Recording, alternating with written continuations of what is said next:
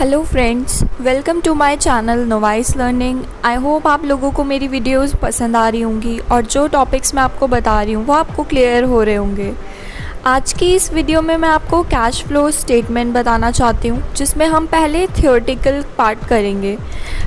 Cash flow statement ये बताता है कि किसी भी कंपनी में कैश का कितना इनफ्लो और कितना आउटफ्लो हो रहा है। तो उसके लिए हमें पहले ही समझना ज़रूरी है कि कैश फ्लो होता क्या है और किन एक्टिविटीज़ की हेल्प से हम कैश फ्लो स्टेटमेंट बनाते हैं। तो चलिए स्टार्ट करते हैं इस वीडियो को। एक बार मैं आपको शॉर्ट में बता देती हूँ कि इसमें होता क्या है। जहाँ से आपके पास पैसा आ रहा है, मतलब कैश आ रहा है, तो आप उसको इनफ्लो में लिख दोगे, और अगर आपके पास से पैसा जा रहा है तो आप आउटफ्लो में लिख दोगे। फॉर एग्ज़ाम्पल, आपको कुछ नहीं देखना है कि आपकी लाइबिलिटी है, एसेट है कि एक्सपेंस है। अगर आपके पास कैश आ रहा है, फॉर एग्ज़ाम्पल आपने कोई एसेट सेल की है, तो आप अगर एसेट सेल करोगे तो आपके पास पैसे आएंगे, तो वो आपको इनफ्लो में लिखना है। और सिमिलरली अगर आप किसी लोन का पेमेंट करते हो तो आपके पास से कैश जाएगा, तो वो आपका आउटफ्लो में आएगा। तो चलिए पहले देखते हैं कि कैश फ्लो स्टेटमेंट होता क्या है। तो पहले हम उसकी डेफिनेशन लिखेंगे। What is cash flow statement? तो फर्स्ट पॉइंट वही है जो मैंने अभी आपको बताया था। कैश फ्लो स्टेटमेंट एक फाइनेंशियल स्टेटमेंट है जो कि हमें एक समरी बताता है कि किसी भी कंपनी में कैश का कितना इनफ्लो हो रहा है और कितना आउटफ्लो हो रहा है।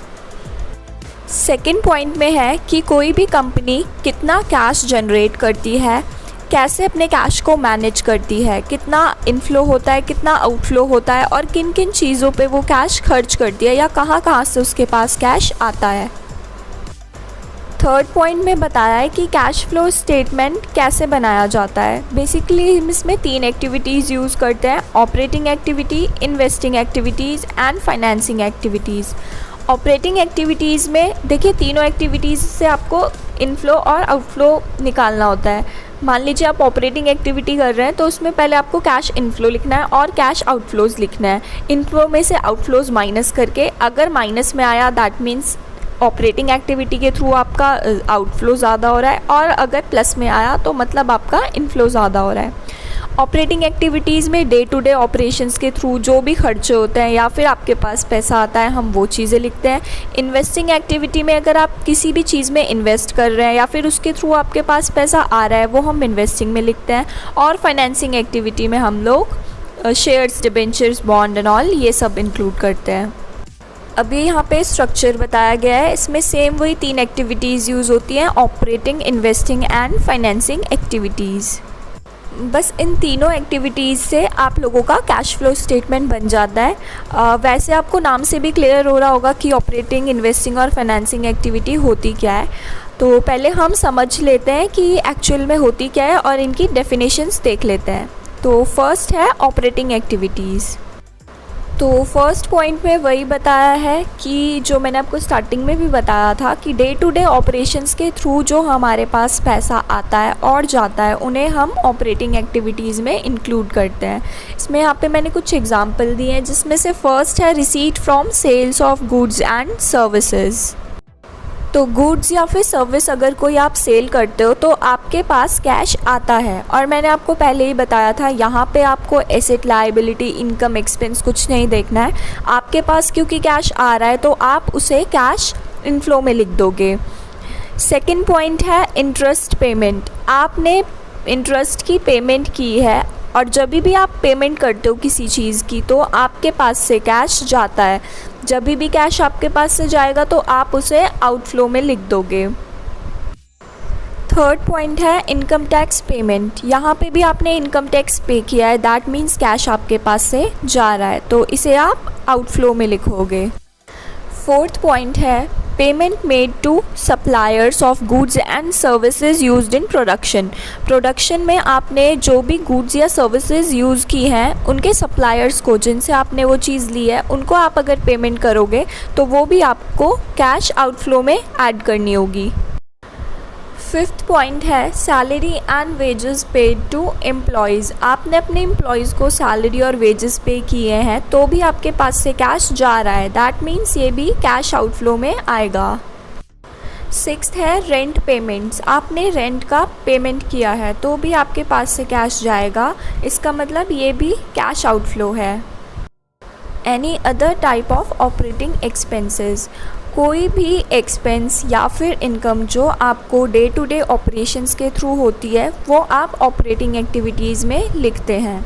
जब आप न्यूमेरिकल क्वेश्चंस करोगे तो ये चीज़ें आपको और ज़्यादा क्लियर हो जाएंगी, बट उससे पहले आपको पता होना चाहिए कि एक्चुअल में कैश फ्लो स्टेटमेंट और उसकी जो एक्टिविटीज़ है वो है क्या, सो दैट आप इजीली न्यूमेरिकल क्वेश्चंस कर पाओगे।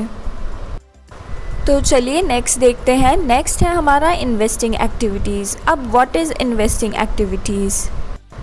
किसी भी अगर इन्वेस्टमेंट के वजह से आपके पास कैश आता है तो वो इनफ्लो में, और आपके पास से कैश जाता है तो वो आउटफ्लो में आप रिकॉर्ड करते हो।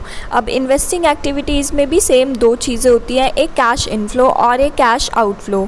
मोस्टली क्या होता है, इन्वेस्टमेंट में आपके पास से कैश जाता है, क्योंकि अगर आप कहीं पे भी इन्वेस्टमेंट करोगे तो आप कैश दोगे, यानी कि कैश जाएगा। यहाँ पर मैंने कुछ एग्जांपल्स दिए इन्वेस्टिंग एक्टिविटीज़ के, जिसमें फर्स्ट है परचेज़ ऑफ फिक्स्ड एसेट। अगर आप कोई भी फिक्स्ड एसेट, फॉर एग्जांपल आपने मशीनरी परचेज़ की है तो आप कैश दोगे, तो आपके पास से कैश जाएगा, यानी कि ये कैश आउटफ्लो में आएगा।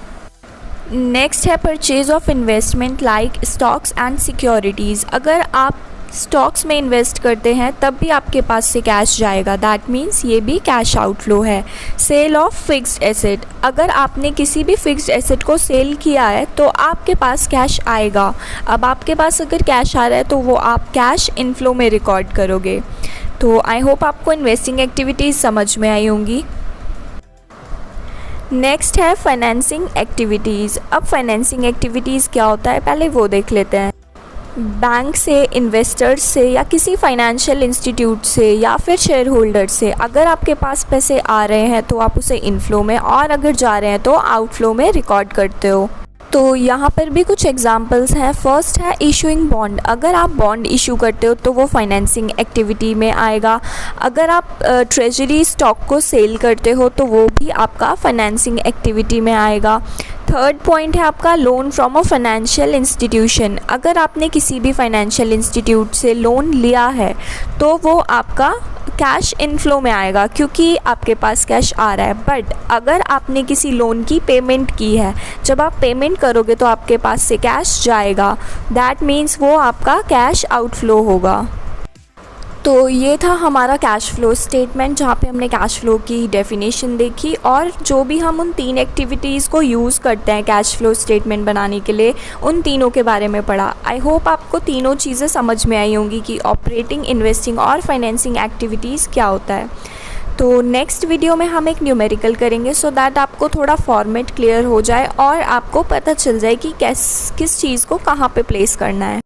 तो अब मैं इस वीडियो को यहीं पे एंड करती हूँ। आई होप आप लोगों को ये वीडियो समझ में आई होगी, और अगर आपको ये वीडियो पसंद आई है तो प्लीज़ इसे लाइक शेयर ज़रूर करें, और अगर आपने मेरे चैनल को अभी तक सब्सक्राइब नहीं किया है तो प्लीज़ मेरे चैनल को सब्सक्राइब करना ना भूलें।